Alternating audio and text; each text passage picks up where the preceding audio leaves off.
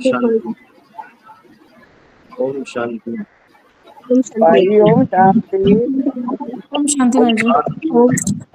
ओम शांति भाई जी। ओम शांति। ओम क्रांति।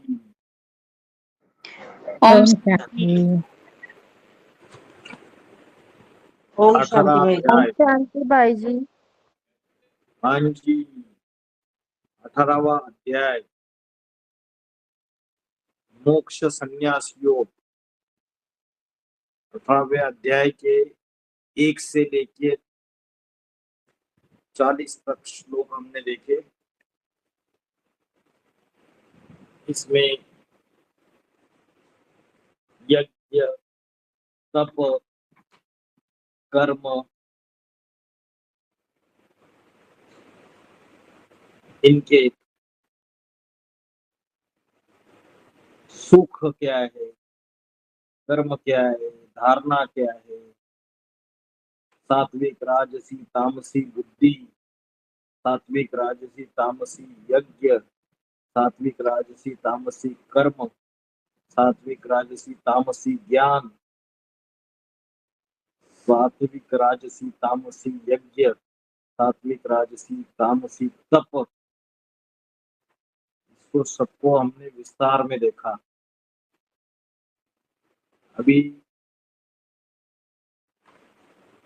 18वें अध्याय के 41वें श्लोक से हम देखेंगे आज जो अलग अलग वर्ण है। कौन से वर्ण है? मुख्य वर्ण 4 वर्ण है, ब्राह्मण, क्षत्रिय, वैश्य और शूद्र। और ये जो चारों वर्ण है, ये चारों वर्ण जो है, ये चारों वर्णों का जो ज्ञान है,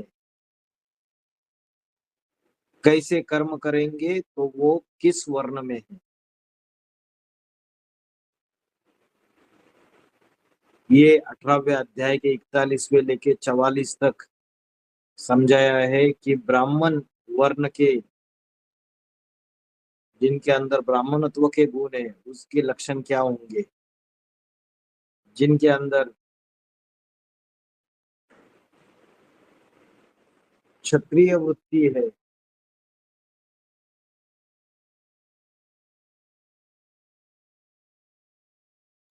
क्षत्रिय वृत्ति है, उनके लक्षण क्या होंगे। जिनके अंदर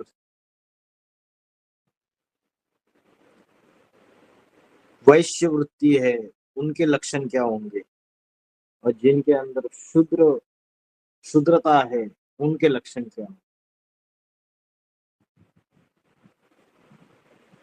भगवत गीता में बोला है, चातुर्वर्ण्यम मया सृष्टम गुण कर्म विभागश।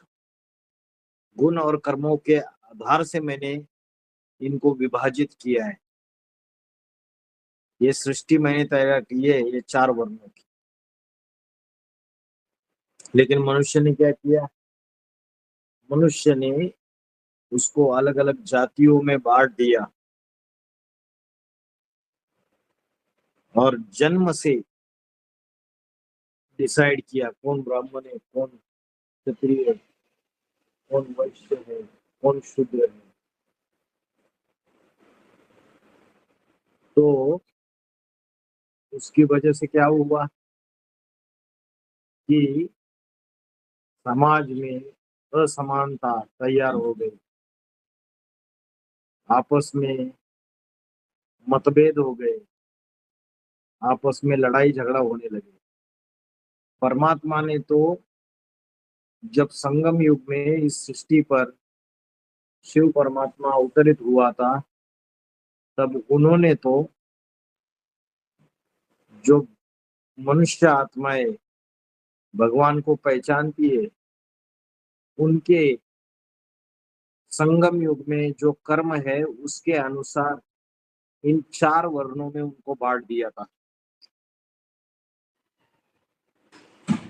लेकिन ब्रॉड ड्रामा में क्या हो गया, जन्म से ही शूद्र, ब्राह्मण, वैश्य, क्षत्रिय ये अलग अलग वर्ण मानने जाने लगे समाज में। ऐसा भी हो सकता है कि कोई जन्म से शूद्र जाति में पैदा हुआ है, लेकिन उसके कर्म और उसके गुण ब्राह्मणों जैसे हो, और कोई क्षत्रिय कुल में जन्म लिया हो, लेकिन उसके कर्म और उसके गुण शूद्र जैसे हो। तो इस भगवान के ज्ञान को मनुष्य ने, गीता ज्ञान को सही तरीके से न समझने के कारण अपने अपने मतांतर मिक्स कर दिए, तुंडे तुंडे मतिर भिन्ना, और ये सृष्टि नीचे गिरती गई। 18वें अध्याय का 41वां श्लोक, ब्राह्मण क्षत्रिय विषाम, ब्राह्मण क्षत्रिय विषाम शूद्रानाम च परंतप कर्माणि प्रविभक्तानि स्वभाव प्रभर वैर्गुणे। ब्राह्मण क्षत्रिय विषाम, विषाम माना वैश्य, विषाम, और शूद्र वर्णों के कर्म, कर्माणी, ये जो चार वर्ण है उनके जो कर्म है, कैसे बोला है, स्वभाव प्रभवे, प्रभवे माना पैदा हुए, उत्पन्न हुए। किससे पैदा हुए? स्वभाव से। स्व माना आत्मा, आत्म भाव से पैदा हुए। प्रविभक्तानि, प्रविभक्तानि मतलब ये आत्म भाव से पैदा हुए, गुणों से बटे हुए हैं। प्रविभक्तानि माना उनका बंटवारा हुआ है। कैसे बंटवारा हुआ है? गुणों से बंटवारा हुआ है। और वो गुण कैसे पैदा हुए? आत्म भाव से पैदा हुए। तो ये जो बंटवारा हुआ, ये कब हुआ? ये बंटवारा संगम युग में हुआ, जब आत्मा को परमात्मा की पहचान मिली, तब उसके जो गुण है, जो उसने जैसे आत्मिक स्थिति धारण की, किसी ने ज्यादा आत्मिक स्थिति धारण की, जब भगवान पढ़ाई पढ़ाने आया तो किसी ने ज्यादा आत्मिक स्थिति धारण की, किसी ने मीडियम और किसी ने कम। जिसने ज्यादा आत्मिक स्थिति धारण की, उस आत्मिक स्थिति से, उसके आत्म भाव से जो गुण तैयार हुए वो अलग है। और जिसने मीडियम आत्मिक स्थिति धारण की, उसकी जो आत्मिक स्थिति है, उसका जो आत्म भाव है, उससे जो गुण तैयार हुए वो अलग है। और जिसने बहुत कम आत्मिक स्थिति धारण की, जिसने कम पुरुषार्थ किया आत्मा का, विश्व कल्याण के कार्य में तन मन धन समय संबंध संपर्क नहीं लगाया, तो उसके जो आत्म भाव है, जो निम्न कोटि का आत्म भाव है, उससे जो गुण पैदा हुए वो अलग है। और इसी तरीके से इन चार वर्णों में बढ़ गए, ब्राह्मण क्षत्रिय वैश्य और शूद्र। तो ब्राह्मण क्षत्रिय विषाम शूद्रानाम च परंतप, परंतप अर्जुन को कहा है। कामादिक शत्रुओं का तापक, काम क्या है? महाशत्रु है, गीता में बोला है, विषय वासना। तो ये जो काम शत्रु है, इसको मारक, कर्माणि प्रविभक्तानि स्वभाव प्रभवे गुणे।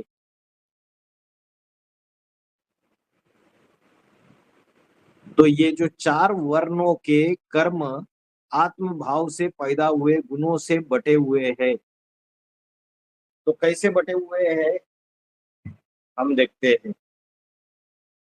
पहले जो ब्राह्मण है उसके क्या क्या लक्षण होने चाहिए, ठीक है। ब्रह्मा की संतान ब्राह्मण, जब ब्रह्मा के मुख से शिव आकर ज्ञान सुनाते हैं तो उस ज्ञान को माना मुरलियों को और अव्यक्तवाणियों को अपने जीवन में जो धारण करते हैं, अपने जीवन में जो प्रैक्टिकल रूप में धारण करने वाले, व्यवहार में लाने वाले, वो ब्राह्मण। ब्राह्मण भी, ब्राह्मणों की कितनी कैटेगरीज है? ब्राह्मणों की कितनी कैटेगरीज है? 9 कैटेगरी। 9 कैटेगरीज है। ब्राह्मणों की 9 कुरिया है। अभी ब्राह्मणों में भी देखो 9 प्रकार की कैटेगरीज बनी हुई है। बोलते हैं ना भक्ति मार्ग में कौन से ब्राह्मण होते हैं? शांडिल्य और भारद्वाज, कश्यप है। अलग अलग प्रकार के ब्राह्मणों की कैटेगरीज है, गोत्र है। कश्यप, शांडिल्य, भारद्वाज, सारस्वत ब्राह्मण अलग अलग है। तो जो 9 कैटेगरीज में ये ब्राह्मणों की भी 9 कैटेगरीज है। अभी ये ब्राह्मणों के लक्षण क्या है? भगवान जब आके ब्रह्मा के मुख से ज्ञान देता है, उस ज्ञान को, मुरलियों को, अव्यक्त वाणियों को समझ कर अपने जीवन में धारण करने वाले ब्राह्मण है। ब्राह्मण भी और भी 2 प्रकार के हैं, एक कुखवंशावली ब्राह्मण, एक मुखवंशावली ब्राह्मण। मुखवंशावली ब्राह्मण क्या है? जो ब्रह्मा के मुख से निकला हुआ ज्ञान उसको अपने जीवन में फॉलो करते हैं, वो मुखवंशावली ब्राह्मण। और कुखवंशावली ब्राह्मण, कुखवंशावली ब्राह्मण वो है जो ब्रह्मा की गोद से प्यार करते हैं। ब्रह्मा का हट्टा कट्टा चिकना चोपड़ा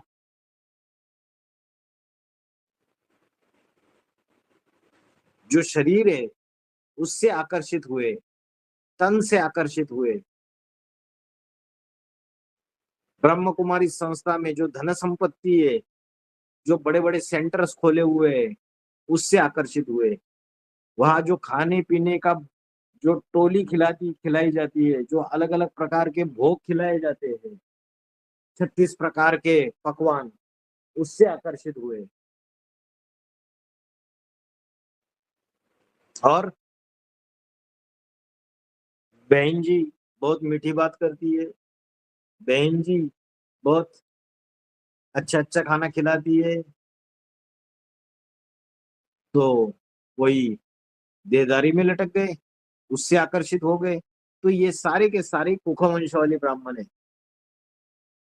तो मुखवंशावली ब्राह्मण और कुखवंशावली ब्राह्मण ये मुख्य कैटेगरीज है। और विस्तार में देखेंगे तो ब्राह्मणों की 9 कुरिया है, 9 कैटेगरीज है। अभी इस ब्राह्मणत्व के क्या लक्षण बताए श्रीमद् भगवद गीता में? 18वें अध्याय का 42वां श्लोक। समो, दम, तप, शौचम, शांति, आर्जव मेवच। शम, तमस, तप, शौचम, शांतिर, आर्जवम एवच। ज्ञानम, विज्ञानम, आस्तिक्यम, ब्रह्म कर्म स्वभावजम। तो ब्राह्मण के क्या क्या लक्षण बताए? जिसके कर्म ब्राह्मण के है, ब्रह्मा के है, ब्राह्मणत्व के जिसके अंदर गुण है, उसमें क्या क्या बोला है? शम, शम माना, शम माना शांति। शम का अर्थ क्या है? शांति है। शांति माना वाचा की शांति, मौन। जैसे हम चुप्पी, समझो झगड़ा हो रहा है घर परिवार में, मधुबन में ही बहनों का आपस में झगड़ा हो रहा है, तो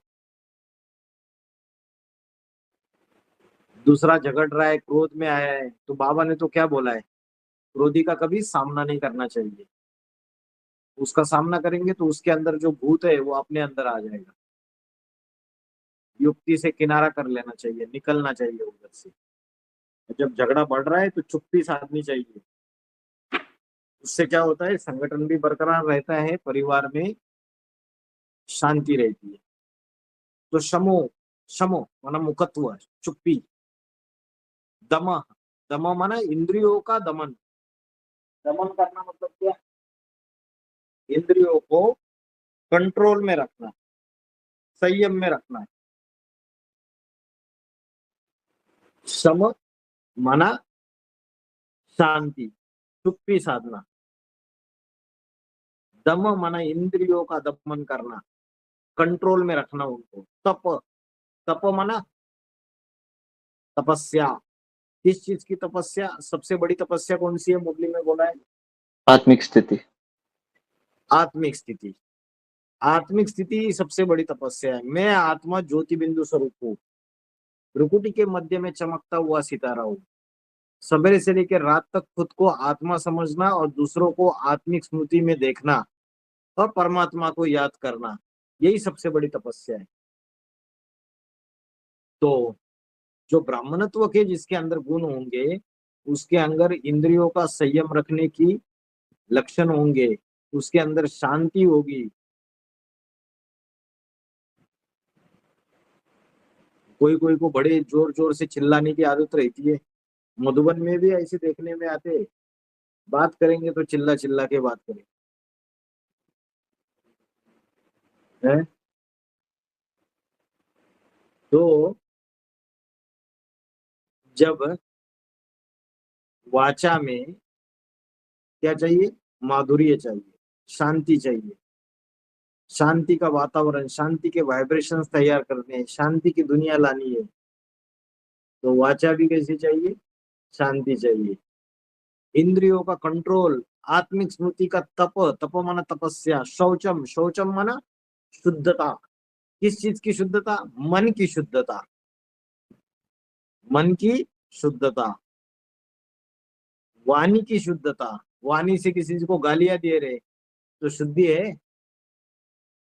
और कर्मों में भी पवित्रता, शरीर में भी पवित्रता और आत्मा की भी पवित्रता। शांति, शांति माना शांति। तो यहाँ पहले आया श्रम, और श्रम माना वाचा को मौन व्रत धारण करना, वो श्रम आ गया। और यहाँ शांति। फिर आर्जवम, आर्जवम माना सरलता।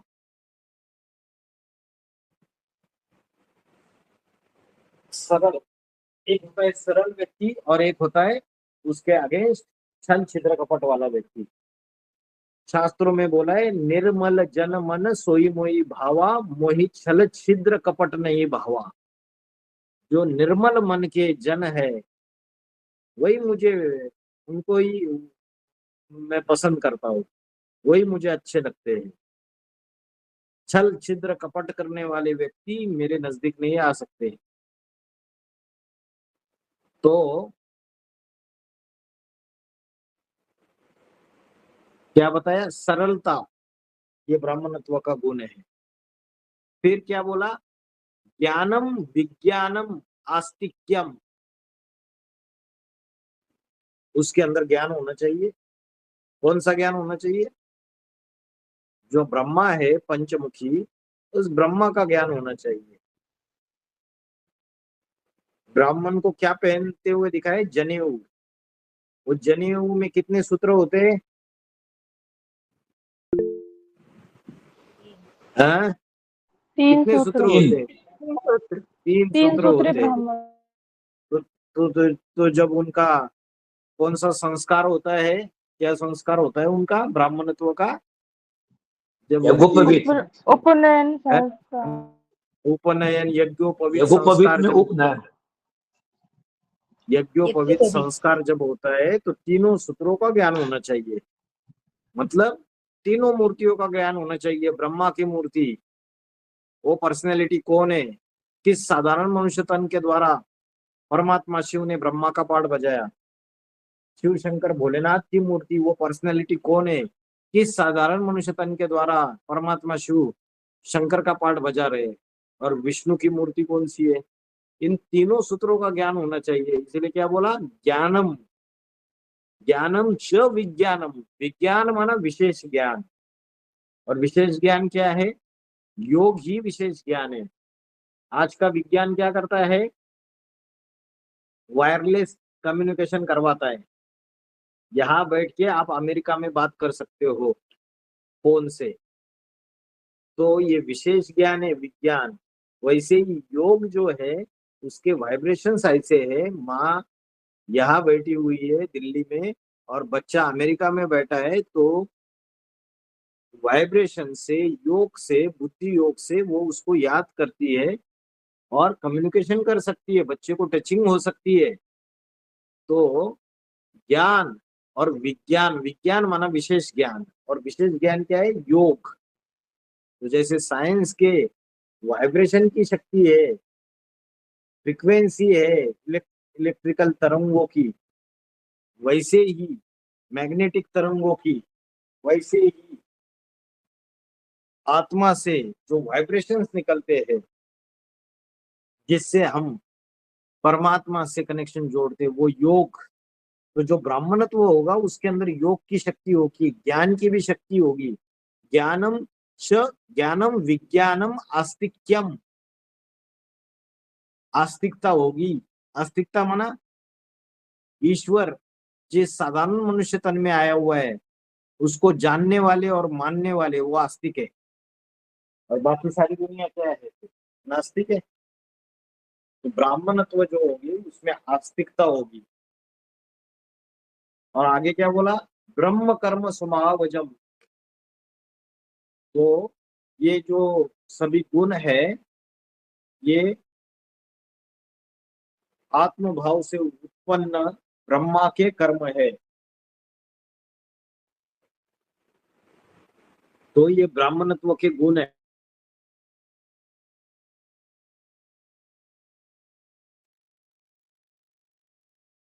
तो ब्रह्मा की संतान ब्राह्मण, तो ब्रह्मा के अंदर होंगे तो ब्राह्मणों के अंदर भी होंगे। तो समझो, एनालिसिस करो अपना, अगर ये गुण हमारे अंदर है तो हम ब्राह्मण है। तप, शुद्धता, शांति, सरलता, ज्ञान और योग, आस्तिकता, आत्म भाव से उत्पन्न ये ब्रह्मा के कर्म है। ब्रह्म कर्म स्वभावजम। स्वभावजम मना स्व मना आत्मा, आत्म भाव से उत्पन्न, अजम मना उत्पन्न। ठीक है, भाव जम, जम माना उत्पन्न होते हैं। आत्म भाव से उत्पन्न ब्रह्मा के कर्म है। तो जो ब्रह्मा के कर्म है तो ब्राह्मणों के भी कर्म है ये सारे।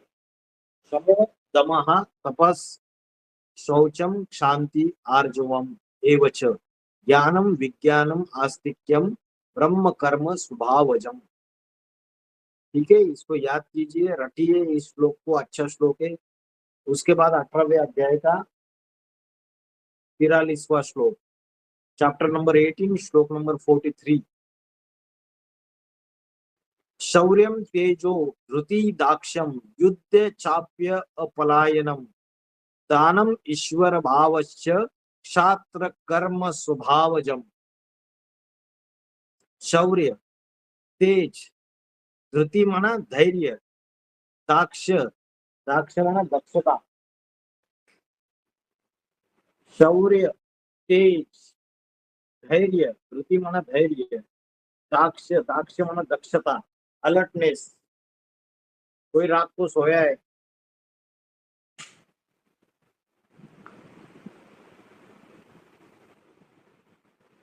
और अचानक चोर आ गए घर में, तो जिसके अंदर अलर्टनेस होगी, दक्षता होगी, वो तो तुरंत उठ जाएगा, सावधान हो जाएगा। और जिसके अंदर दक्षता नहीं होगी वो तो चोर आके चोरी करके सब कुछ लूट के लेके जाएंगे, तब भी उसको पता नहीं चलेगा, सवेरे तक सोता ही रहेगा।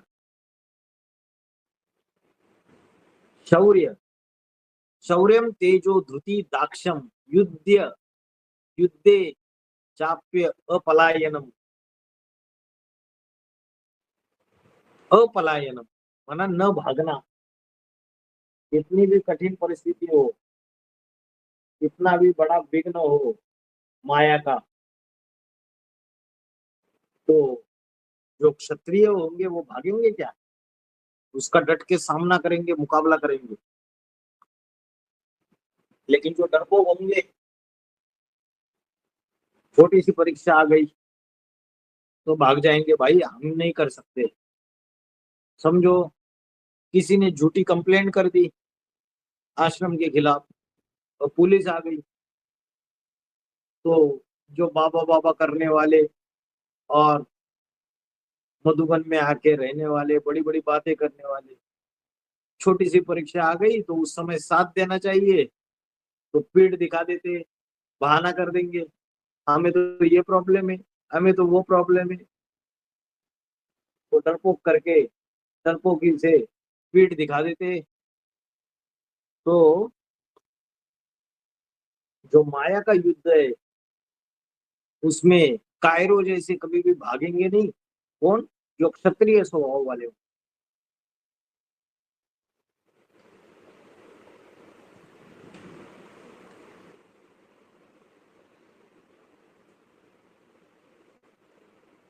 सत्रह, अठारह, 19 में यज्ञ में ढेर सारे केसेस हो गए।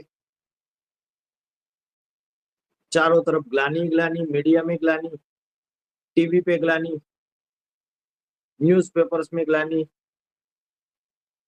सभी जगह ग्लानी का माहौल फैल गया। झूठे झूठे केसेस दाखिल हो गए। तो जो डरपोक होंगे उन्होंने पीठ दिखाई होगी, सहयोग भी नहीं दिया होगा। और जो क्षत्रिय धर्म वाले होंगे उन्होंने डट के मुकाबला किया होगा, सामना किया होगा।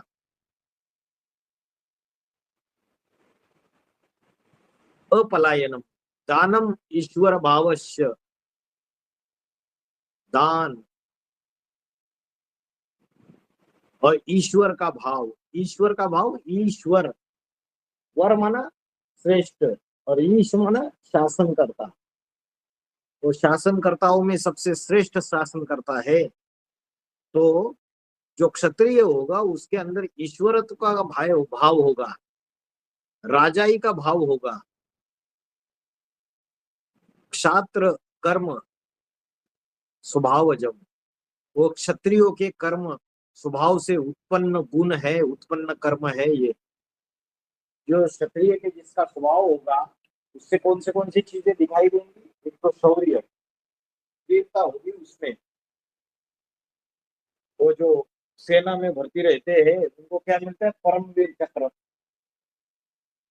सेना में तो कई होते हैं, लाखों, उसमें से कोई कोई को परमवीर चक्र मिलता है क्योंकि उनका एक्स्ट्रा ऑर्डिनरी शौर्य दिखाई देता है कठिन परिस्थितियों में। शौर्य, तेज, तेज किसका तेज? वाणी का तेज, वाणी का तेज।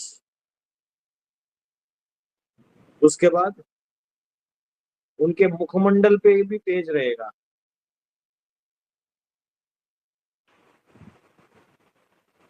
धृति, धृति माना धैर्य। कभी कभी ऐसा हो जाता है युद्ध में, सामने 50,000 की सेना है शत्रु पक्ष में और हमारे पास सिर्फ 5,000 है। तो जिसके अंदर धैर्य नहीं होगा वो तो पीठ दिखा के भाग जाएगा।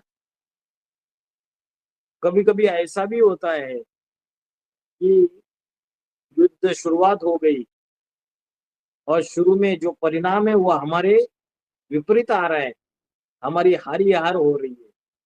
लेकिन जो धैर्यवान योद्धा रहेगा वो अंत तक लड़ता रहेगा और फाइनली विजयी हो जाएगा। वो धैर्य रखेगा कि चलो कोई बात नहीं, छोटी मोटी हार हो रही है, मैं फाइनली जीत के दिखाऊंगा। तो धैर्य ये बहुत बड़ा क्षत्रियों का गुण है। शौर्य, तेज, धैर्य, दक्षता। और भीषण युद्ध में भी विधर्मी कायरो जैसे न भागना। अपलायनम दानम, दान। किस चीज का दान देंगे संगम युग में? जो क्षत्रिय धर्म वाले होंगे ज्ञान का भी दान देंगे और अपने गुणों का भी दान देंगे।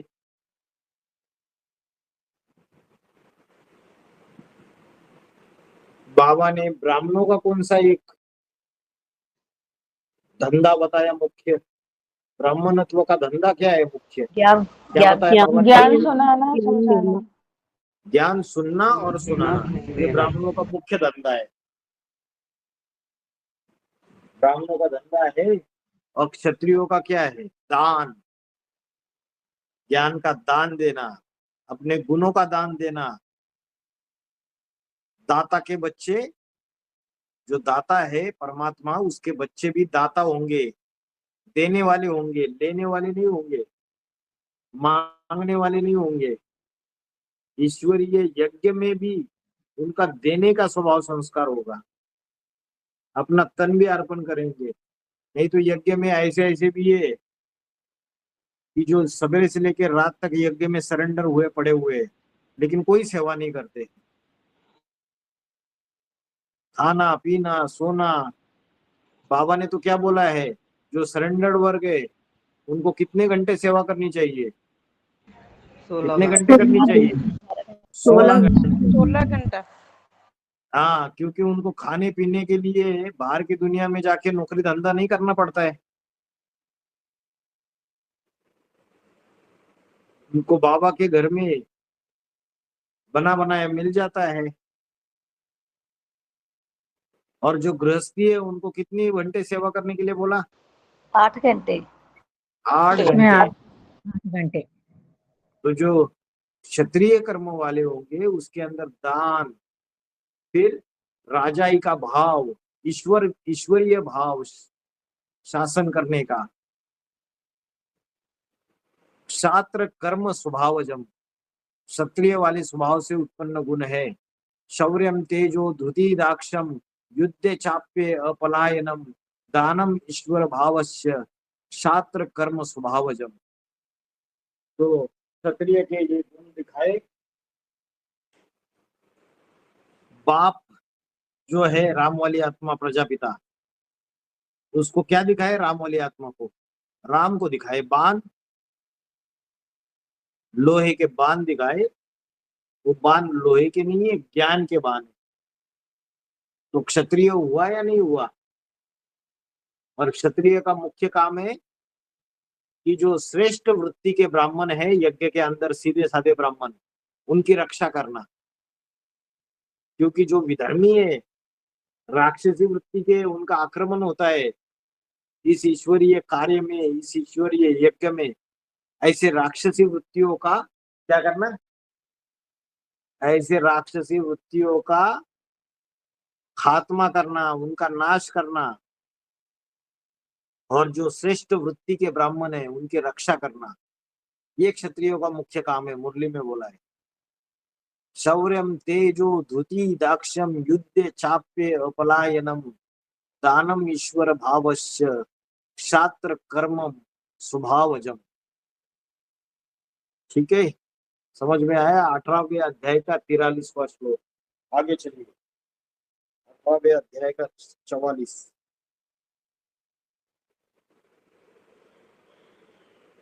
अभी वैश्य और शूद्र, उनके जो स्वाभाविक कर्म है वो कौन से हैं? उसके लिए मुरली में भी बाबा ने बताया है, कृषि गौरक्ष वाणिज्यम वैश्य कर्म स्वभावजम। खेती करते हैं, गौ की रक्षा करते हैं, गौशाला संभालेंगे। वाणिज्यम माना व्यापार, व्यापार करते हैं जो लोग, वो सारे के सारे वैश्य कर्म है। खेती, गौ रक्षा, व्यापार। तो ब्राह्मणों की दुनिया के अंदर भी जो खेती करने वाले हैं, कुमार या अदर कुमार जो भी है, वो खेती में ही सुबह से लेकर रात तक लगे रहते हैं। ज्ञान योग को भूल जाते हैं, ठीक से मुरली भी नहीं सुनते हैं। तो फिर उनका कर्म वैश्य कर्म हुआ या ब्राह्मणत्व का कर्म हुआ? कर्मणा सेवा के भी 100% मार्क है, वाचा सेवा के भी 100% मार्क है, और मनसा सेवा के भी 100% मार्क है। लेकिन कर्मणा सेवा कर रहे और उस समय आत्मिक स्थिति में नहीं रह रहे, परमात्मा की याद नहीं कर रहे, तो खेती, गौरक्षा, व्यापार स्वभाव से उत्पन्न वैश्य कर्म है। तो संगम विशुद्धि में व्यापार क्या है? यहाँ से वहां, एक मधुबन से दूसरे मधुबन में सामान का लेन देन करते हैं, ये भी व्यापार है। लेकिन वो कर्म करते हुए अगर आत्मिक स्थिति में डिटैच होके कर्म कर रहे हैं तो वो ब्राह्मणत्व का कर्म है। लेकिन उसमें पूरी तरीके से ही इन्वॉल्व हो गए, खेती, गौरक्षा, व्यापार, तो ये वैश्य कर्म है। और शूद्र कर्म कौन सा है? परिचर्यात्मकम कर्म शुद्धस्य अपि स्वभावजम। ऐसा कर्म परिचर्यात्मकम कर्म। परिचर्या, परिचर्या का अर्थ क्या है? नौकरी चाकरी।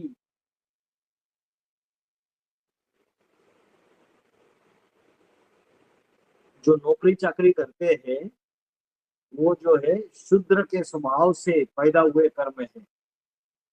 कोई बोलेगा यज्ञ में अगर हम सेवा कर रहे हैं तो उसको फिर नौकरी चाकरी बोलेंगे क्या?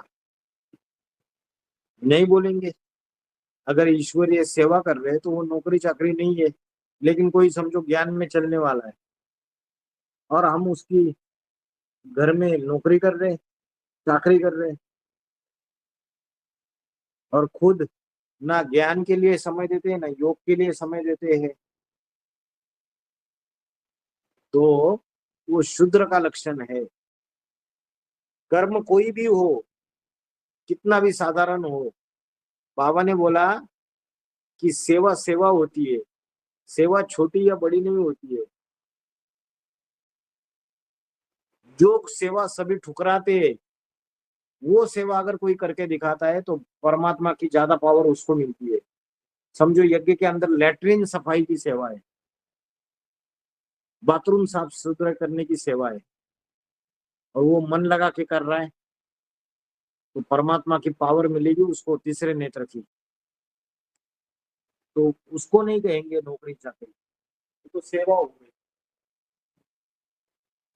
तो ये नौकरी चाकरी करना, खेती करना, गौरक्षा करना, व्यापार करना, ये सारे वैश्य कर्म और शूद्र कर्म हो गए। नौकरी चाकरी शूद्र कर्म हो गया। दासत्व,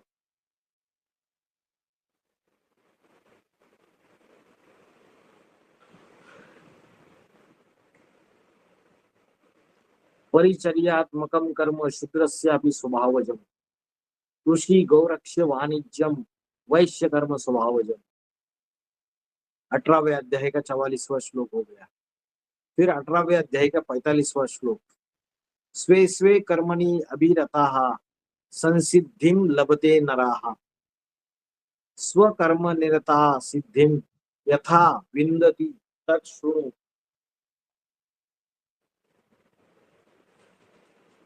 विन्दति, विन्दति माना प्राप्त होता है।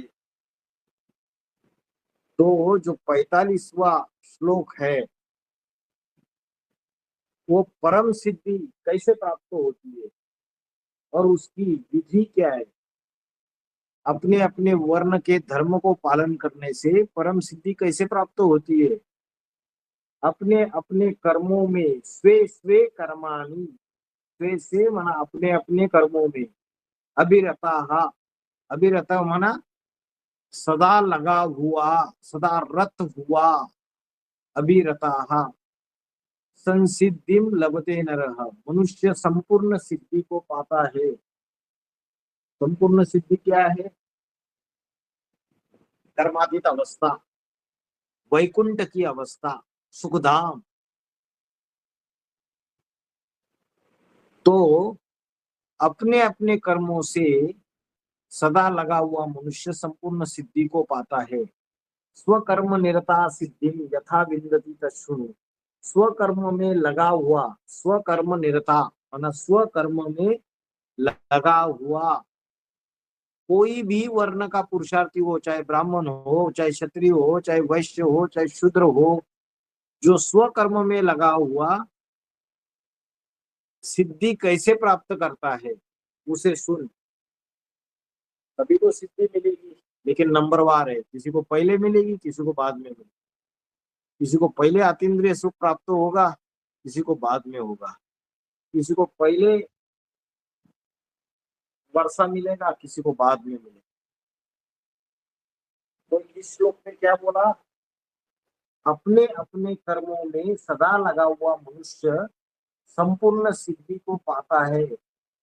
स्वकर्म में लगा हुआ कोई भी वर्ण का पुरुषार्थी जैसे सिद्धि पाता है, उसे सुन, तत्सुनु, उसे सुन। तो अपने अपने कर्मों में सदा लगा हुआ मनुष्य, सदा लगा हुआ माना निरंतर। ब्राह्मणत्व का कर्म है तो उसमें सदा लगा हुआ है, क्षत्रियत्व का कर्म है तो उसमें सदा लगा हुआ है, समझो वैश्य का कर्म है उसमें भी सदा लगा हुआ है, और शूद्र कर्म है उसमें भी सदा लगा हुआ मनुष्य संपूर्ण सिद्धि को प्राप्त करता है। स्वकर्म में लगा हुआ कोई भी वर्ण का पुरुषार्थी जैसे सिद्धि पाता है, उसे सुन।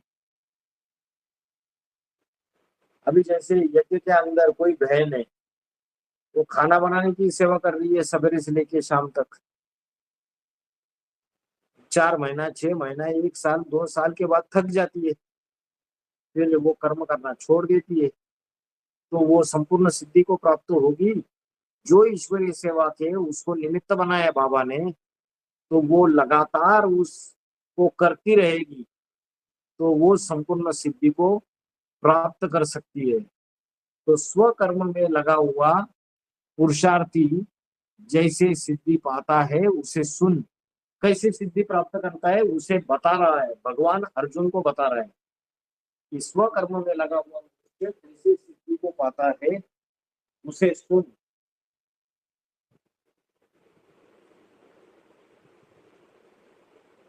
तो ये 18वें अध्याय का 45वां श्लोक, तीसरी श्लोक है।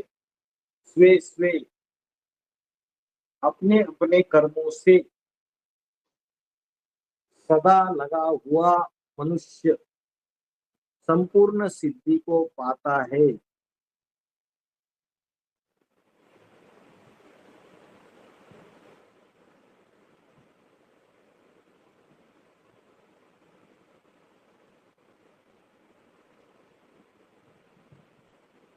स्वकर्म में लगा हुआ जैसे सिद्धि पाता है, उसे सुन, ये बताया। तो 18वें अध्याय का 46वां श्लोक आ जाइए आगे। सिद्धि को कैसे प्राप्त करता है उसे सुन, उसको बताएगा भगवान अभी।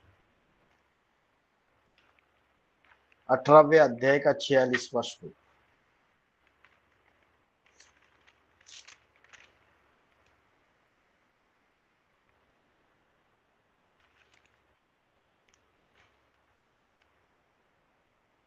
क्योंकि कर्मणा सेवा के भी 100% मार्क्स है।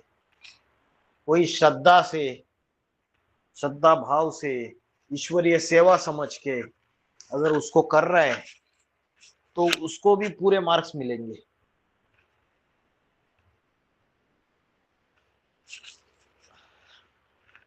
अठारहवें अध्याय का 46वां श्लोक। यत प्रवृत्ति भूतानाम येन सर्वम इदम ततम स्वकर्मणा तम अभ्यर्च्य सिद्धिम विन्दति मानवा।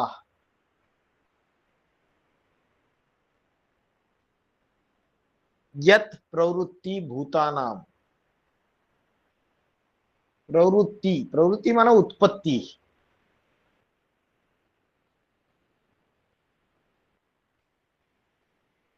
भूत माना प्राणी, जहां प्राणियों की उत्पत्ति क्रिया होती है।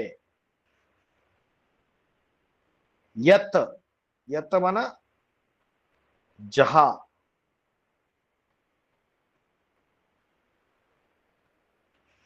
अभी ये 18वें अध्याय का जो 46वां श्लोक है, इसमें यत, यत माना जहां, भूतानाम, भूतानाम माना प्राणियों की, एन सर्व इदम ततम, एन, एन माना जिस, इदम माना यह, सर्वम, सर्वम माना सारा, ततम, ततम माना विस्तार को पाया है, जिससे यह सारा संसार विस्तार को पाया है, और जिससे जिस परमेश्वर से क्या होता है, प्राणियों की उत्पत्ति होती है पुरुषोत्तम संगम युग में, और जिस यज्ञ पिता से यह सारा संसार विस्तार को पाया है। यत प्रवृत्ति भूतानाम येन सर्वम इदम ततम, जिस परमेश्वर से प्राणियों की उत्पत्ति होती है। अभी संगम युग में क्या हुआ है, ब्रह्मा ने अपने संकल्पों से सृष्टि रची, सुप्रीम सोल शिव ने आके ब्रह्मा के द्वारा ज्ञान सुनाया, और उससे क्या हो गए, प्राणियों की उत्पत्ति हो गई। हम सब जो बच्चे ज्ञान में आए, ज्ञान में आना, जन्म लेना मानो उत्पत्ति होना, तो ज्ञान का बीज हमारी बुद्धि रूपी धरनी में पड़ा, तब जाके हम ब्रह्मा की संतान बन गए, परमात्मा की संतान बन गए। तो इस श्लोक में क्या बोला है, जहां पुरुषोत्तम संगम में परमात्मा से प्राणियों की उत्पत्ति होती है, प्रवृत्ति भूतानाम येन सर्वम इदम ततम, और जिससे, जिस परमात्मा से यह सारा संसार विस्तार को पाया हुआ है। जैसे कोई बीज से सारा वृक्ष निकलता है, वैसे ये मनुष्य सृष्टि का बाप है। इस मनुष्य सृष्टि के बाप में सारा ये संसार समाया हुआ है। उसे शंकर कहो, आदम कहो, एडम कहो, आदिनाथ कहो, तो उससे ये सारा संसार विस्तार को पाया हुआ है। स्वकर्मणा तम अभ्यर्च सिद्धि विंदति मानवाः, विंदति माना प्राप्त करता है। तो जिस परमेश्वर से प्राणियों की उत्पत्ति हुई है, और जिस परमेश्वर से यह सारा संसार विस्तार को पाया हुआ है, उस परमेश्वर की अपने कर्म से अच्छे से अर्चना कर, अर्चना कर या अभ्यर्च, अभ्यर्च का अर्थ है अर्चना कर या पूजा कर या उपासना कर। किसकी उपासना कर, उस परमेश्वर की जो बीज है, जो मनुष्य सृष्टि का बाप है, जिससे ये सारा संसार रूपी वृक्ष फैला हुआ है, विस्तार को पाया हुआ है, उसकी अर्चना कर, पूजा कर। और जो उसकी पूजा करता है, अपने कर्मों से अच्छे से उसकी अर्चना करता है, उपासना करता है, उसको याद करता है, रिगार्ड देता है, उसके मुख से निकले हुए बातों को अपने जीवन में आचरण करता है, आज्ञाकारी, फरमान बरदार, ईमानदार और वफादार, ये चारों चीजें अपने अंदर आत्मसात करता है और उसकी उपासना करता है, वह मनुष्य सिद्धि को पाता है। कौन सा मनुष्य सिद्धि को पाता है, जो अपने कर्म से अच्छे से परमात्मा की उपासना करता है या पूजा करता है। कौन सा परमात्मा, जिससे ये सारी प्राणियों की सृष्टि उत्पन्न हुई और जिससे ये सारा संसार बीज में वृक्ष के भांति विस्तार को पाया हुआ है। ऐसे जो परमेश्वर है, ऐसा जो परमात्मा है, उस परमात्मा की उपासना जो मनुष्य करते हैं वो सिद्धि को प्राप्त होते हैं। तो सिद्धि को कौन से मनुष्य प्राप्त होते हैं, परम सिद्धि को, इसके बारे में बताया। तो परमात्मा से उपासना करने वाले, उससे योग लगाने वाले, वो सिद्धि को प्राप्त होते हैं। फिर 18वें अध्याय का 47वां श्लोक।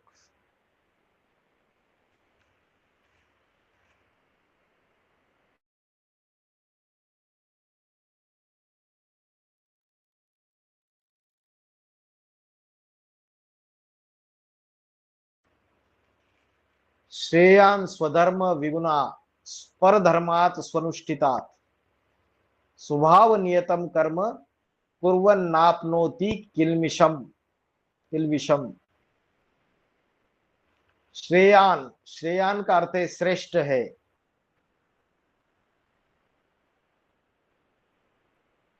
उसके बाद क्या बोला है? स्वधर्म विगुना परधर्मात्, परधर्म से जो देह का धर्म है उससे स्वधर्म आत्मा का धर्म श्रेष्ठ है। विगुना, विगुना का अर्थ क्या है?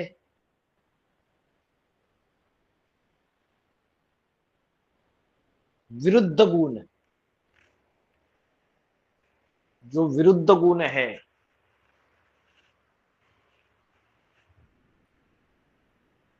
स्वभाव नियतम कर्म, जो स्वभाव से नियत किए हुए कर्म है, किसी भी वर्ण के हो, फिर वो ब्राह्मण वर्ण के हो, वैश्य वर्ण के हो, शूद्र वर्ण के हो, क्षत्रिय वर्ण के हो, जो भी उनके नियत किए हुए कर्म है वो करता है। वो क्या करता है?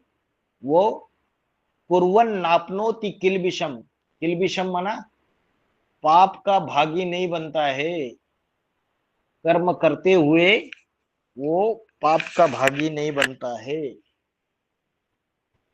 कर्म कुर्वन नापनोति किल्बिषम, कर्म करते हुए पाप का भागी नहीं बनता है।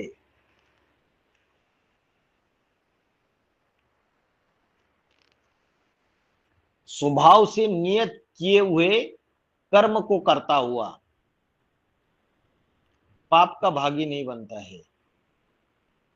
तो उसका जो नियत कर्म है, समझो जैसे मैंने बताया, कोई कोई के पास खाना बनाने की सेवा है,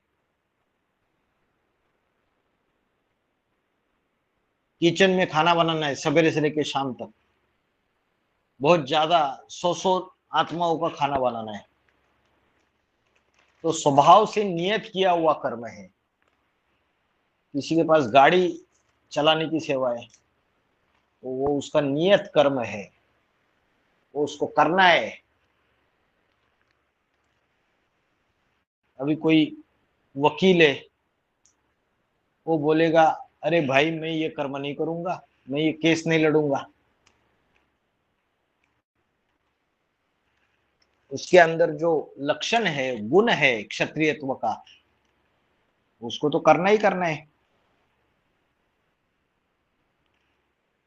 तो जो स्वभाव से नियत किए हुए कर्म जो है, स्वभाव नियतम कर्म कुर्वन नापनोति किल्बिषम, किल्बिष माना पाप, वो स्वभाव से नियत किए हुए किसी भी वर्ण के कर्म हो, वो करते हुए पाप का भागी नहीं बनता है। ऐसे ही पाप का भागी नहीं बनेगा, या आत्मिक स्थिति में स्थित होकर अगर वो कर्म करेगा तो पाप का भागी नहीं बनेगा। अगर ये कर्म ध्यभिमान में करेगा, समझो गाड़ी चलाने का कर्म है, ध्यभिमान आ गया, आत्मिक स्थिति में रह के अगर गाड़ी चलाएगा तो 100 120 के स्पीड में नहीं चलाएगा, 80 60 के स्पीड में गाड़ी चलाएगा। जो ध्यभिमानी होगा वो सामने कुत्ता भी आ गया उसको भी उड़ा के चला जाएगा, क्या होता है, बोलेगा अरे कुत्ता मरता है तो मरने दो, बीच में आ गया। कोई गाड़ी गलत चला रहा है, कोई साइकिल वाला बीच में आ गया, तो उसको ध्यभिमानी होगा, गाड़ी चलाने का कर्म कर रहा है तो उसको गाली दे देगा जोर से। तो आत्मिक स्थिति में कर्म हुआ क्या? नहीं हुआ। तो जो स्वभाव से नियत किए हुए जो भी कर्म है वो करते हुए आत्मिक स्थिति में स्थिर रहता है, तो वो पाप का भागी नहीं बनेगा। संगम युग में उसके ऊपर नया पाप का बोझा नहीं चढ़ेगा।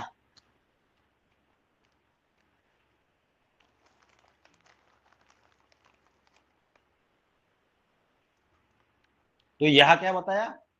श्रेयान स्वधर्म विगुना परधर्मात् स्वनुष्ठितात्। स्वधर्म मना आत्मा का धर्म,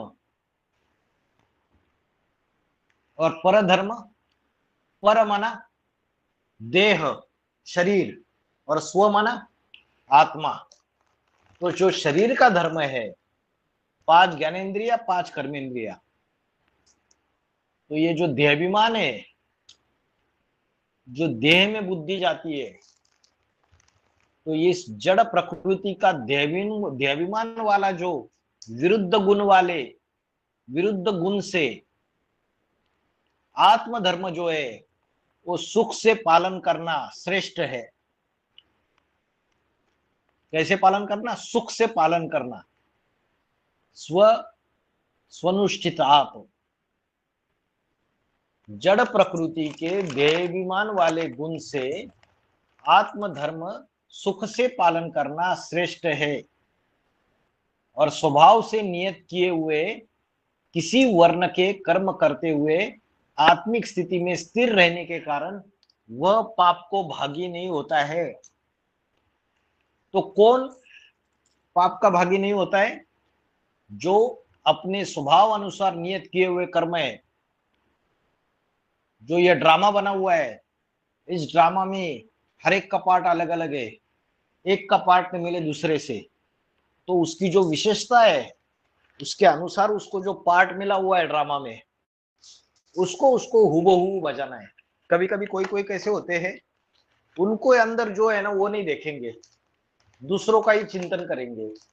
उसको पास वो है, उसके अंदर वो चीज है, ये है। तो ड्रामा प्लान अनुसार जो तुम्हें मिला है स्वभाव नियतम कर्म, तुम्हारे बगैर यज्ञ का काम नहीं होगा। तो तुम अपनी विशेषता जो है उसको पूरी तरीके से यज्ञ में लगाओ। क्योंकि जब मकान बनता है तो मकान में एक भी ईंट अगर कच्ची रह गई, मकान में यूज नहीं की जाती। हर एक ईंट का महत्व है। तो श्रेयान स्वधर्म विगुणा परधर्मात् स्वनुष्ठिता, स्वधर्म का पालन करना अच्छी बात है, परधर्म के अधीन होने से। स्वधर्मे निधनम श्रेया परधर्मे भयावह, अपने धर्म में मर जाना अच्छी बात है, लेकिन पराया धर्म स्वीकार नहीं करना चाहिए। उसका सूक्ष्म अर्थ जो आत्मा का धर्म है वो पालन करना श्रेष्ठ है। देह के जड़ प्रकृति के विरुद्ध गुण से देह के धर्म को पालन करने से भी आत्मा का धर्म पालन करना श्रेष्ठ है। और संगम की शूटिंग पीरियड में जो हमें स्वभाव से नियत किए हुए कर्म है वो करता हुआ पाप का भागी नहीं बनता है। अगर उसको आत्मिक स्थिति में स्थिर होके करेगा तो वो पाप का भागी नहीं बनेगा। स्वभाव नियतम कर्म कुर्वन् नाप्नोति किल्बिषम्, तो कौन पाप का भागी नहीं बनेगा? उसका जवाब देना है स्वभाव नियतम कर्म, अपने स्वभाव से नियत किए हुए किसी वर्ण के कर्म करते हुए आत्मिक स्थिति में रहता है तो वो पाप का भागी नहीं बनता है। और क्या श्रेष्ठ है? श्रेष्ठ क्या है? स्वधर्म में टिकना, आत्मा के धर्म का पालन करना श्रेष्ठ है। और परधर्म में जाना, प्रकृति के जड़ प्रकृति के देहाभिमान वाले इसमें फॉलो करना वो गलत है। फिर 18वें अध्याय का 48वां श्लोक, सहजम कर्म कौन्तेय सदोषम अपि न त्यज्यते। सहजम कर्म कौन्तेय सदोषम अपि न त्यज्यते, सर्वारंभा ही दोषेन धूमेन अग्नि इव आवृता। सहजम कर्म कौन्तेय, क्या बोला? हे कुंती पुत्र,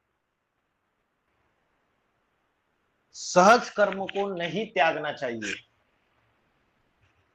दोष युक्त होने पर भी सहज कर्म को नहीं त्यागना चाहिए।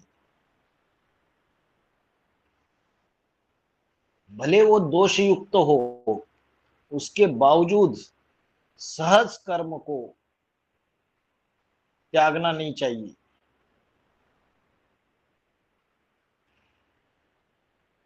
जन्म जन्मांतर जो संस्कारों के अभ्यासु होने से सहज कर्म दोष युक्त होने पर भी उसे त्यागना नहीं चाहिए।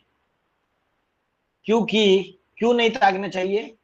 उसका एक दृष्टांत दिया। क्या दृष्टांत दिया?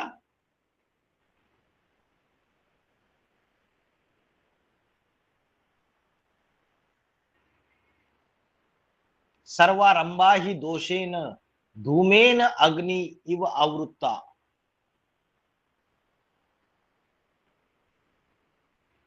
सभी जो कर्म है वो कैसे है? धुएं से अग्नि की तरह ढके हुए हैं दोष से। जैसे अग्नि होता है, अग्नि को धुआं ढक लेता है, वैसे मनुष्य के जो भी कर्म है ये किससे ढके हुए? दोषों से ढके हुए हैं। अभी कोई क्या होता है यज्ञ के अंदर, अभी पूर्व जन्मों के संस्कार उसके होते हैं, तो यहाँ ज्ञान में आने के बाद उसको डिप्रेशन में चला जाता है कि मैंने ऐसी गलती कर दी, मेरे से ऐसा कर्म हुआ, मेरे से ये गलती हो गई। तो क्या हो जाता है? डिप्रेशन में चला जाता है। क्यों चला जाएगा डिप्रेशन में? अरे जो पूर्व जन्म के जो संस्कार है, भले वो दोषमय है, वो तुरंत छूटेंगे क्या? तुरंत नहीं छूटेंगे, टाइम लगेगा उसका। जो छिलका चढ़ा हुआ है दूसरे दूसरे धर्म का, वो इतना जल्दी निकलने वाला है? सहजम कर्म कौन्तेय सदोषम अपि न त्यज्यते। भले वो दोष रहित है, उसको त्यागना नहीं चाहिए, क्योंकि वो सहज सहज है। दोषयुक्त तो हो भी त्यागना नहीं चाहिए। जैसे धुआं अग्नि से ढका हुआ होता है, वैसे हर एक मनुष्य के जो भी कर्म है वो दोषों से ढके हुए है।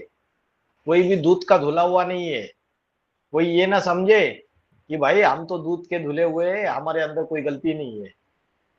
यज्ञ के अंदर ऐसे ऐसे भी होते हैं कि जिनको पूछा जाएगा कि भाई आपने पोता मेल दिया क्या, तो बोलेंगे अरे भाई हमने तो कोई गलत काम ही नहीं किया आज तक जीवन में, है? आज तक हमारे से तो कोई गलती नहीं हुई। तो बाबा के बच्चे बन सकते हैं ऐसे? बाबा तो बोलते हैं मैं नंबर 1 पतितन कामी काटे में आता हूं, मैं पतितन को राजा, मैं सबसे ज्यादा पतित जो बने हुए हैं उनका राजा हूं। तो बाबा के जो बच्चे, जो पूरे 84 जन्म लेने वाले सूर्यवंशी बच्चे, वो अंतिम जन्म में काले मुंह वाले लंगूर बने या नहीं बने? बने। तो पतित कर्म किए होंगे या नहीं किए होंगे? नीचे गिरे होंगे या नहीं गिरे होंगे? गिरे होंगे। लेकिन क्या करते हैं?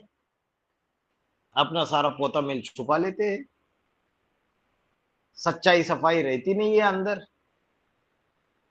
लेकिन जो सदगुरु है, बाप है, उसको तो पता चल जाता है कि भाई सामने वाला तो चीजों को छुपा रहा है। क्योंकि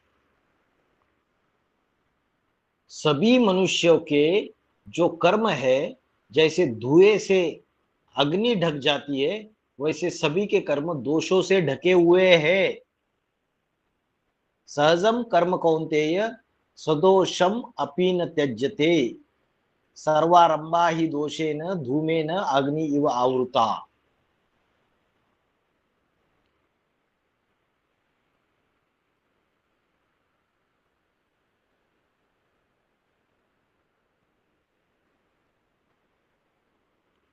सब धंधों में है नुकसान सिवाय ईश्वरीय धंधे के। जो ज्ञान रत्नों का धंधा है वो सबसे बड़ा धंधा है।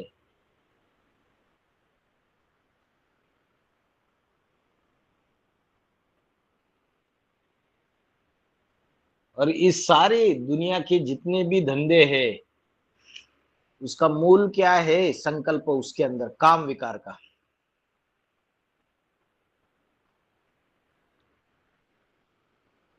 तो सभी के कर्म दोष से ढके हुए हैं। तो इसलिए बाबा ने बोला कोई कितना भी बड़ा महाकामी हो, कामी हो, क्रोधी हो, लोभी हो, मोही हो, उसको माफ, लेकिन अहंकारी को माफ नहीं। जो अहंकार करता है अपना पोता मिल भी छुपा लेगा, अपनी सारी चीजें छुपा लेगा।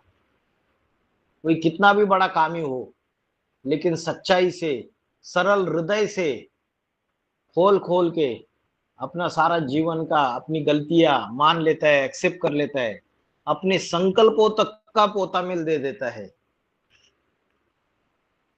तो वो जो है, जो सच्चाई रहेगी जिसके अंदर, तो वो बाप के दिल तक के ज्यादा नजदीक आएगा, दिल पे चढ़ा हुआ होगा। वो बाप क्या करेगा, बोलेगा ये बच्चा मेरी दुकान संभालने के लायक है, क्योंकि सच्चा है। लेकिन कोई कोई ऐसे है जो दोषों से जिनके कर्म ढके हुए हैं, लेकिन वो क्या करते हैं, उस चीजों को छुपा लेते हैं, बताते नहीं है सच्चाई से। कोई भी ऐसा नहीं है जो जिसके कर्म दोषों से ढके हुए नहीं है। जैसे धुआं अग्नि को ढक देती है,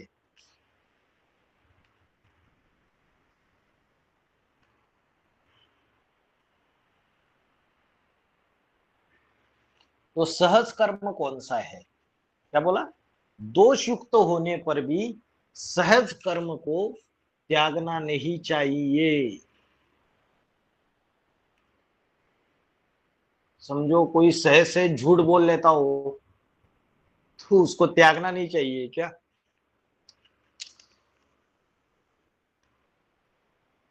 सहज कर्म दोष युक्त होने पर भी त्यागना नहीं चाहिए। कौन सा कर्म है सहज कर्म जो दोष युक्त होने पर भी त्यागना नहीं चाहिए? बताइए।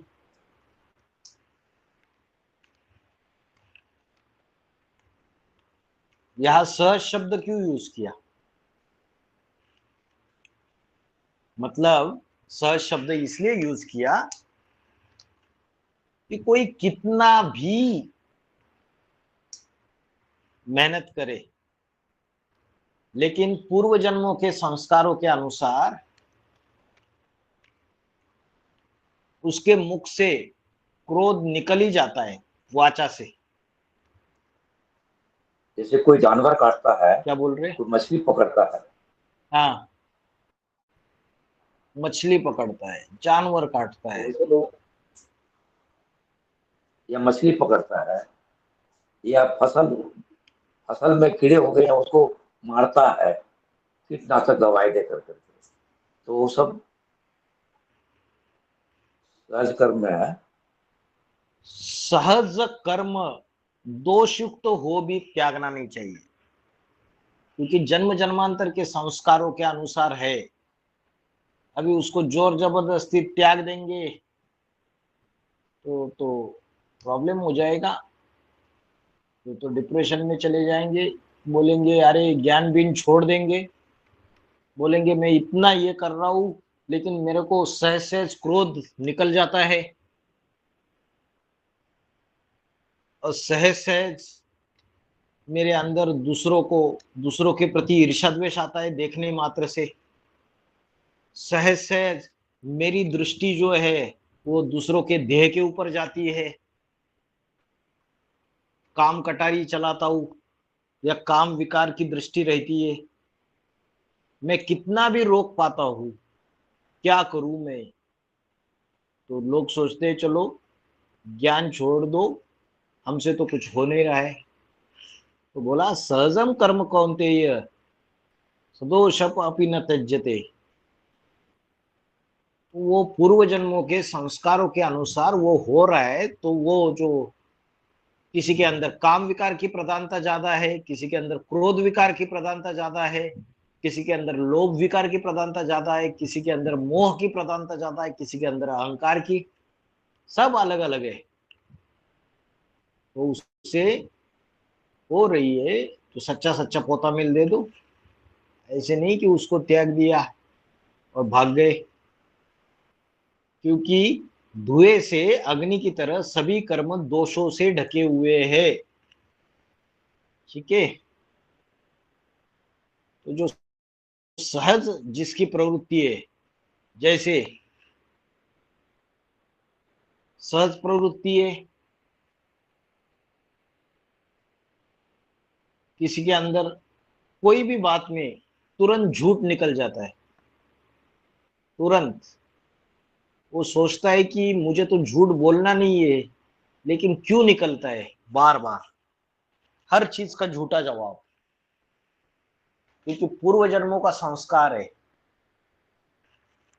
बाबा ने बोला है जो पूर्व जन्म में वेश्या होगी उसके वेश्या के संस्कार यहां भी ब्राह्मण परिवार में दिखाई देंगे, जल्दी छूटेंगे नहीं। अंतिम जन्मों में जिस जिस धर्मों में हम नीचे गिरे उसके स्वभाव संस्कार रहेंगे,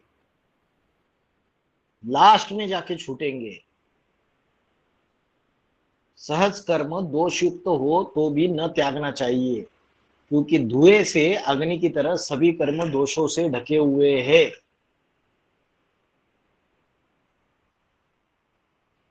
फिर 18वें अध्याय का 49वां श्लोक आइए।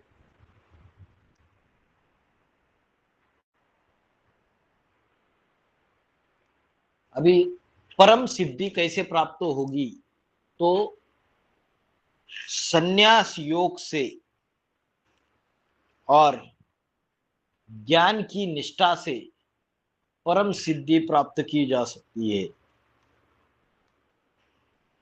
असक्त बुद्धि सर्वत्र जितात्मा विगत स्पृहा नैष्कर्म्य सिद्धि परमाम संन्यासेन अधिगच्छति। अधिगच्छति मना प्राप्त करता है। असक्त बुद्धि, असक्त मना आसक्ति रहित बुद्धि वाला व्यक्ति, जितात्मा जो आत्मजयी है, विगत स्पृहा, स्पृहा माना इच्छा कामना, और विगत माना कामनाहीन इच्छा रहित।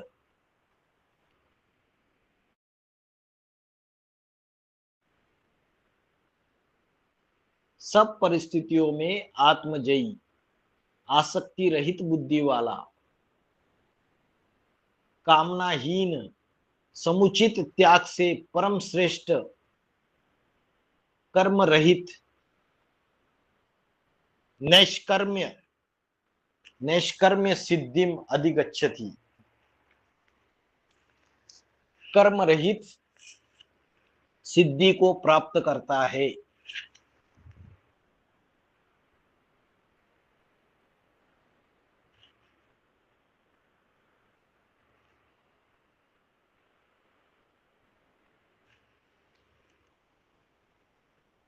माना कर्मातीत अवस्था को प्राप्त करता है, अतीन्द्रिय सुख को प्राप्त करता है। कैसा व्यक्ति? ये जो नारकीय संसार है, इसमें जो अलग अलग परिस्थितियां आती है, उसमें आत्मजयी, जिसने अपने आत्मा के ऊपर जय प्राप्त कर लिया है, इंद्रियों के ऊपर जय प्राप्त कर लिया है, मन बुद्धि के ऊपर जय प्राप्त कर लिया है, आसक्ति रहित बुद्धि वाला, जो लगाव झुकाव में नहीं है, अटैचमेंट नहीं है, जिसके अंदर जो मिले उसमें खुश है, यदृच्छा लाभ संतुष्टो।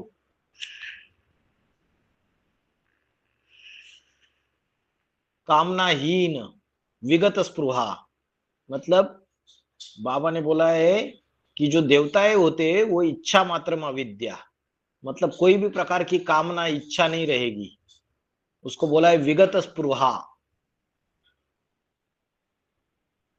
ऐसे जो सन्यासी है, जो समुचित त्याग करने वाले हैं, स माना संपूर्ण, न्यास माना त्याग करने वाले, जो संपूर्ण त्यागी है, जो बाबा के सूर्यवंशी बच्चे, वो तो जो हद के सन्यासी है वो तो सिर्फ लौकिक कर्मों का सन्यास ले लेते हैं, लेकिन जो बाबा के बच्चे हैं वो संपूर्ण त्यागी है, संपूर्ण समर्पण भाव ईश्वर के प्रति है। तो ये समुचित त्याग से परम श्रेष्ठ कर्म रहित सिद्धि को प्राप्त करता है। कौन प्राप्त करता है? जो आसक्ति रहित, जिसमें अटैचमेंट नहीं है किसी व्यक्ति के प्रति, किसी पदार्थ के प्रति, कोई लगाव झुकाव नहीं है। पदार्थों में भी आसक्ति रहती है, जैसे मोबाइल है, किसी की बुद्धि उसी में, मोबाइल में ही इतनी आसक्त हो जाती है कि बाकी चीजें भूल ही जाते हैं, फिर उसी में बुद्धि रमी पड़ी रहती है, सवेरे से लेकर रात तक व्यर्थ चीजें देखना,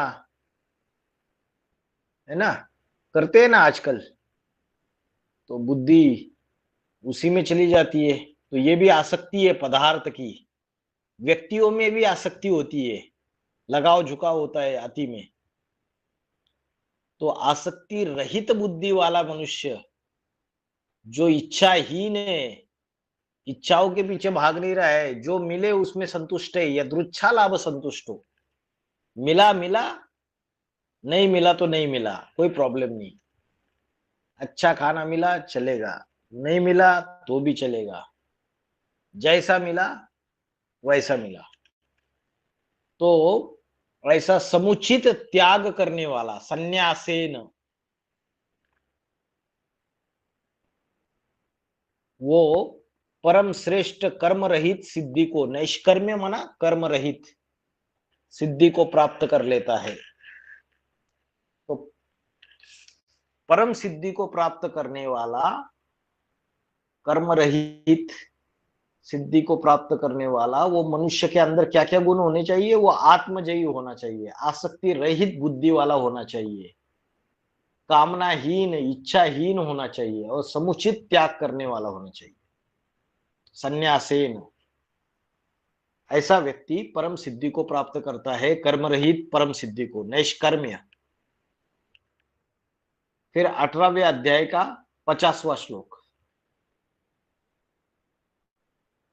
सिद्धिम प्राप्तो यथा ब्रह्म तथा आपनोति निबोध में समासेन एव कौन्तेय निष्ठा ज्ञानस्य या परा।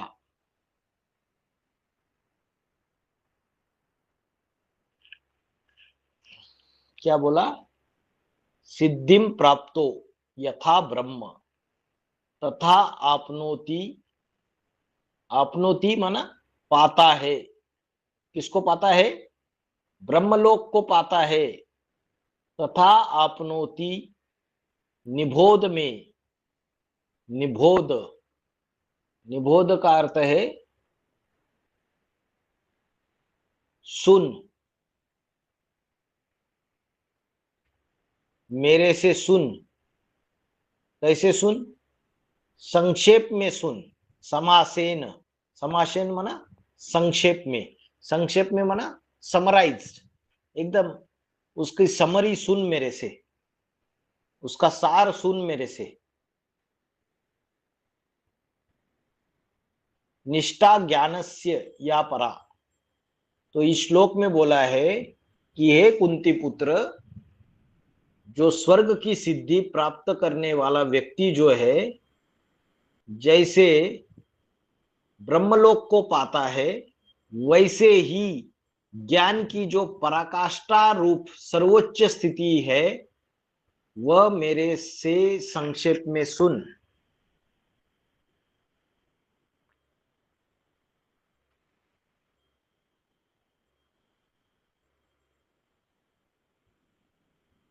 तो यहां बताया कि जैसे जिसको स्वर्ग की सिद्धि प्राप्त हुई है, वो व्यक्ति जैसे ब्रह्मलोक को पाता है, वैसे ही ज्ञान की पराकाष्ठा रूप सर्वोच्च स्थिति जो है, वह मेरे से संक्षेप में सुन। तो ऐसा व्यक्ति जो स्वर्ग की प्राप्ति कर देता है, उसकी अवस्था कैसी होती है? ज्ञान की पराकाष्ठा, हाईएस्ट अवस्था, सर्वोच्च स्थिति होती है। वह मेरे से सुन, भगवान अर्जुन को बताता है, मैं वो तुझे समझाऊंगा कि उसकी जो सर्वोच्च स्थिति है, ज्ञान की निष्ठा वाली, पराकाष्ठा वाली, जो व्यक्ति स्वर्गीय सुख को प्राप्त करता है, ब्रह्मलोक को प्राप्त करता है, उसकी जो सर्वोच्च स्थिति है उसको मैं समझाऊंगा तुझे, परब्रह्म की जो स्थिति है। ये 18वें अध्याय का 50वां श्लोक हो गया। ठीक है, तो इस अध्याय में हमने ब्राह्मण, क्षत्रिय, वैश्य, शूद्र, अलग अलग उनके क्या क्या लक्षण है, क्या क्या गुण है, ये देखे। और परम सिद्धि कैसे प्राप्त होती है, सहज कर्म कौन से है जिसको त्यागना नहीं चाहिए, भले वो दोष युक्त है, उसके लिए दृष्टांत दिया। जैसे धुएं ने अग्नि को ढका हुआ है, वैसे हमारी जो सहज कर्म है वो भी दोष युक्त है। उसके बाद क्या बताया? स्वधर्म और परधर्म की बात बताई। जो स्वधर्म है, आत्मा का धर्म पालन करना श्रेष्ठ है देह के धर्म से। जो प्रकृति, जड़ प्रकृति का जो धर्म है, उससे आत्मा का धर्म पालन करना श्रेष्ठ है। और पाप किससे प्राप्त नहीं होगा? किससे प्राप्त, पाप प्राप्त नहीं होगा? स्वभाव नियतम कर्म। हाँ, जो स्वभाव के अनुसार, जो ड्रामा प्लान अनुसार जो कर्म है, उसको हम नियत रूप से, निरंतर रूप से अगर उसमें करते हैं, आत्मिक स्थिति में रहते हुए, तो चाहे किसी भी वर्ण के कर्म हो, शूद्र वर्ण के कर्म हो, वैश्य वर्ण के कर्म हो, ब्राह्मण वर्ण के कर्म हो, या क्षत्रिय वर्ण के कर्म हो, उससे पाप पाप प्राप्त नहीं होगा। ये हमने 10 श्लोक देखे। समझ में आया सभी को? जी भाई जी। जी भाई जी।